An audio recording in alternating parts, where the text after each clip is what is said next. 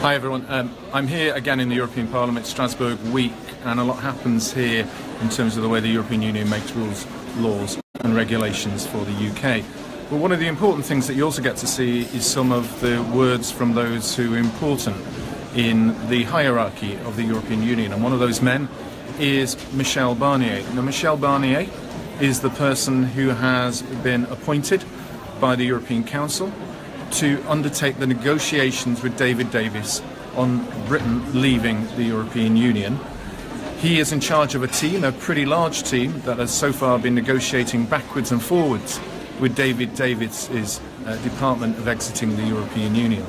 And today he held a meeting here with members of the European Parliament. I think I was probably the only UK MEP there. There was a couple from Ireland, but the vast majority were MEPs who were interested about what he had to say. And to be fair to Mr. Barnier today, he was very frank, very open and very fair to those MEPs.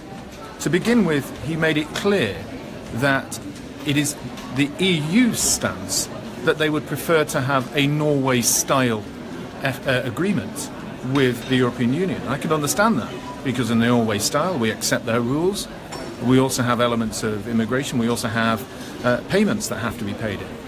But he also admitted to the audience that it's the British preference to have an independent FTA, or one similar, in his words, along the lines of the Canadian agreement. Now, it came to question time, and a lot of MEPs were asking lots of questions about what would happen, and two important points came out as well. The first was by a number of MEPs who sit on committees. One of the German MEPs raised the question about the transitional period and made it clear that they don't think a transitional period can work for the European Parliament or the Council. His reasonings were along this.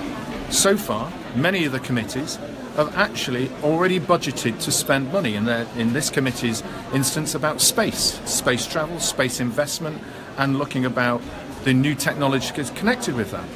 They involved lots of companies in Europe.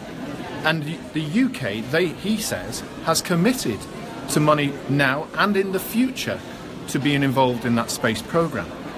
For him and his committee, having a transitional period will put that project in great danger, because there is no stability, no certainty. But more importantly, he cannot guarantee that he has the money to give it to European companies, i.e., he can't guarantee that Britain's money is going to go into the companies connected with that project, which are primarily European companies, although there may well be one or two UK companies involved in that. I then got a chance to ask him my question, because a number of MEPs had asked, why have you got a two-stage process? The process first, where you deal with Ireland, the citizens of Europe, and the bill, and once that is finished, then you start negotiating a free trade arrangement. Well, I asked them the question, well, you have a team that's large. The European Union already conducts business and enters into negotiations on free trade arrangements with other countries across the globe. They negotiate in different stages with those countries across the globe. So why is it not possible to have the organisation and strategy of a free trade arrangement with Britain alongside the four conditions that he's got? And the four illuminating answers that Michel Barnier gave were this. Firstly, he believed that he did not have the legal power to be able to negotiate the two agreements alongside each other, because he had been given the mandate by the Council only to deal with stage one first. The second point that he raised was that he didn't believe that there was enough trust in the European Parliament with the negotiating principle with Britain, i.e. Britain had to pay its bills in order for them to feel that they could enter into a negotiation. Thirdly, he felt it would be confusing to be able to have the different negotiations running alongside each other, because you needed to have a settled principle on the other issues. And there were other points that he raised with other members of the European Parliament as well. What is clear out there today is Michel Barnier has made it more open and clear about some of the conditions of why we are at the position we are with the European Union. To be fair with Michel, He thought that Britain was a great nation. It was very important strategically in terms of the way that we have trade with the European Union. It's a very valuable trading organisation, and they must have an agreement in place. He believed that Britain has a strategic importance in terms of security. The fact that it is a major power globally and also has nuclear weapons. It believes that it has a great future and that we may diverge from the European Union in some of our ideas. Though he thought dangerously if we moved economically away from the principles of the European Union, he didn't see that as a very good thing. But what is absolutely clear is that there is a very strong position of what he calls a social Europe, committed to almost an element of protectionism and looking after the interests of the European Union, and that he and Angela Merkel were firmly fitted together in saying that they will put the EU's interests above the UK's.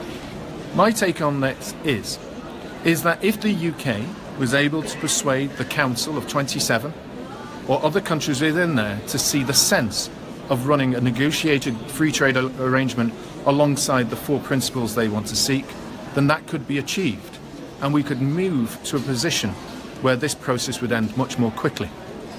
My take on it is this too, that the EU recognises that Britain has a competitive edge, otherwise they wouldn't be concerned about it.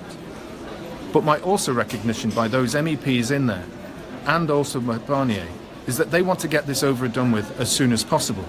For some, so that the European Union can move on, much more positively in the future as some of them see, but others to protect the interest of European Union businesses that would be a damaging impact of having a long, drawn-out negotiating period which would impact their businesses just as much as it would impact the UK's economy. There's a lot more going on, and today and tomorrow you will see from the State of the Union speech from Jean-Claude Juncker that this is going to run and run. But I think what we're seeing now is that there are those hotheads in the UK who feel that there is no negotiators here that are willing to ensure that Britain's leave the European Union are wrong. They do. They regret it, they prefer that we stay in, but they're moving to a position where we have to go and they need to ensure that it works smoothly. So I think those who still believe that they can keep us in the EU should have to get over it, because this place has gotten over it. They're moving on, and those people are now being left in the depths of history and on the wrong side of it. Thank you. There is a white flag flying over Stanley. Very marvellous.